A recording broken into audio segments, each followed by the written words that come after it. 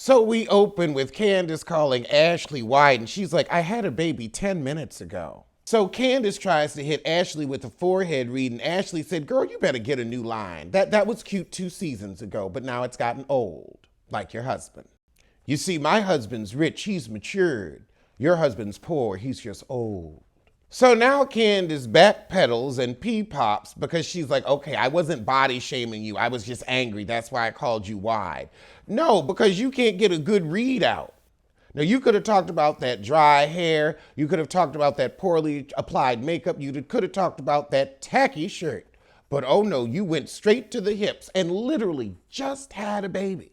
So after that little apology, Giselle gives a little toast to Rob and those ugly braids. And then Mia invites everyone to a goddess lunch and says, you know, Wendy and Karen will be in attendance. And the green-eyed bandit scratched that neck like, I don't know if I'm gonna make that. And she wants Karen and Gabrissi to make amends. But how can you amend with a liar? Mia says, look, Karen just wants an apology for you using the word death with Ray. And he is a coot, so he don't want to be too close to it. And Gabrissi said, well, tell her she'll be dead before I apologize. Tell her I said it. Oh, she doubled down. She said her and Ray will be dead before I apologize. Well, your marriage is dead, so you know about death. That wig looks a little post-mortem too.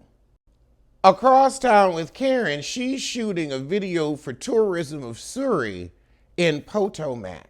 You ain't that far from Surrey, heifer. Just drive on up. You couldn't have done these promotional stills when you was up there getting your key to the county. Because this is looking like fraud to me. Fraud. Now, I do believe that Karen can help raise some visibility with getting Surrey County better internet and things like that. But girl, you talking about international travel. Karen gonna bring international travel? How many of y'all going to see the birthplace of Karen Huger? Now, girl, this 6th season is cute, but you ain't Elvis. I don't see people taking a sojourn to see, you know, where you grew up. Speaking of international, we got Gabrice here trying to speak Spanish, and her daughters that can't stand her are like, Mom, it's not for you. You can't get the pronunciation. So Gabrissi is telling her daughters, look, don't end up living off child support like I did, because my checks is about to disappear when y'all go off to college. For once, she can give some advice she's qualified to give. But now let's go to the kiddie table with Candace. So she coming home from rehearsal, and her coot asks her how it went, and she's like, And he's like, okay, well, did you pay the videographer? Yeah, we're good. Are you drinking? It's 4:50 p.m. and he's having a drink. Like, I don't think that's obscene. He said, yeah, I'm drinking. You drive me to drink. I had 3 kids, now I got 4. So he's mad that, but if you ain't bringing home no money, does it matter? Child, you're just playing in food. Candace said, well, I guess I've been so focused on being perfect that I've been neglecting my husband. Perfect? Perfect, please. You've been focusing on being Mary Jane, and she was just as problematic as you. Except that heifer was scripted. It's sad this is you real. Later that day, Karen and Ashley go out for tea. Karen wanted to call herself Diamond as a grandmama. You didn't watch the Players Club one too many times. I guess you did use what you got to get what you wanted. Karen said, now look, Ashley, I wish you had been on the trip because you would have seen that Gabrice and Gabrissi had been hammering Wendy the whole time. I mean, questioning her substance because she's feeling her sexy while she flashes us her fat puss and we don't judge. Ashley gonna say, oh, cut her some slack. She's going through a really hard time. Everybody knows what's going on with, of course not. But we all feel like sometimes our living is in vain. It's no excuse for her to be an ass. Just because you ain't got a family don't mean you can fuck up mine. Ashley gonna say, oh, well, Giselle's a person and she's hurting. But she tries to hurt other people and mess up their marriages, so why is her hurt more important? Karen said, look, until that heifer can come clean about her business, she needs to say the fuck up out mine. Across town with Rob Dixon. She's at her life coach so she can start getting out of bed before noon. And she tells the life coach that she's afraid of going broke again because she don't know who to trust since she gave all the wine's money away to her supposed friend. Rob Rob says, I need somebody to help me with my business because I want to spend time with my kids and my fiance. And she said, oh, are your days filled with wedding planning? Please, for an event that will never happen, Rob's too lazy to waste that kind of time. That's more Gabrissy's thing. Like she planned that house that she can't afford, that unfinished barn. She says, I wish Juan would point out the great things he sees in me and help bring that out. Honey, he don't see nothing in you but the mother to his kids. He marrying you to keep your butts on the show so that way you can stay out his pocket. And y'all might be able to retire since you blew your chance the first time. She gonna say, oh, there was a time when Juan was in a dark place and I lifted him up. You were the reason he was in the dark place, so it was the least you could do, and that was guilt. Guilt. For the debt. Guilt, debt. Debt, guilt. So now we got Mia's goddess lunch, and she gonna try to get the ladies to renew their bonds of friendship. But these heifers ain't friends. I mean, Karen is a friend. Ashley's still a little two-faced, but Rob and Gabrissy, child, I'd rather hang out with Wendy and her substance. I think Wendy would be fun.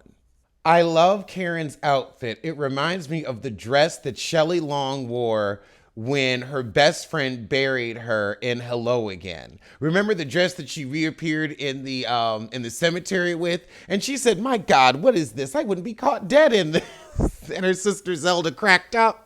I love that movie. If y'all ain't seen Hello Again with Shelley Long, it's a cute USA afternoon movie. Also, Outrageous Fortune with Shelley Long and Bette Midler. That was good. It's a shame Shelley was difficult. I mean, Bette said she was difficult. So look, that's white woman on white woman crime. I ain't got nothing to do with it. But we saw what happened to her career.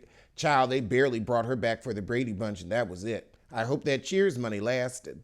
Giselle gonna say, well, I've always come to you in a spirit of love, so that's what you should have done after Ashley came to you with the bullshit. And Wendy gonna say, I receive it. Don't receive nothing from that lying two-faced heifer. And then Giselle gonna say, and for the record, I'm not trying to destroy families. That's Karen. Girl, you trying to destroy them because you can't keep yours together. What do you call it when you've talked about everybody's marriage season after season, but nobody brings up your invisible man? What do you call that? Now Candace actually asks a good question. Hey, Gabrice and Gabrissy, do you think that because we was out here talking about your invisible man, Jamal, is that why you went on and broke up? And she said, no, I knew that heifer was cheating already, so it really didn't matter to me. And Candace said, well, why didn't you say anything? Because it's embarrassing. And she doesn't like to be embarrassed. She doesn't want everyone to know that she doesn't just play the fool. She is the fool. It's how she lives her life, in misery and strife. I didn't say anything because I was going to let Karen show her ass. Girl, boom. I knew before the binder was coming out that everyone knew my man was cheating because everybody cheats with your man. Child, you can go pick up his dick and some Doritos at the bodega. His dick's more available than Safari's. She gonna say Jamal told her about the rumors, so Jamal confessed that he was cheating on you, or y'all were never together and he was just telling you about the heifers he was humping on. I'm gonna go with the latter. Karen said, heifer, you don't get to say you heard. You brought a whole lie relationship to this group, and now you trying to twist it where this man, was open with you and you knew about it and you just weren't going to engage with someone who did research on your tired little life. Honey, it wasn't no research to be done. That heifer was telling everybody that she could meet. Oh yeah, I'm humping Jamal. I'm getting that Bryant bus. Candace gonna say, well, I've never heard Giselle say she was hurt before, so she's being vulnerable and expressing her feelings. She is lying and twisting and manipulating the truth, and clearly your soft mind. Karen says, okay, heifer, if it hurts your kids, I'm sorry. Who are you sorry to? Karen said, I'm sorry to the kids, but of course, Gabrissy wants an apology. For what? I don't know, because I ain't apologizing to the heifer for the lies that she told and got caught up in. You the one hurting your kids. So Karen go on and give this heifer an apology, and I don't know why, but I guess it's so we can move on. The sad thing is Giselle's always going to be attacking you like Kenya attacks Portia. So now we get in a flashback of all of Giselle's apologies to Karen, but the behavior never changes, which is why she always has to apologize, but she don't mean it. It's just empty words, like her words about Jamal. And Giselle offers a half-hearted little apology too, so they gonna have a clean slate. Well, let's get to me and Candace going at it. Well, that was the shot.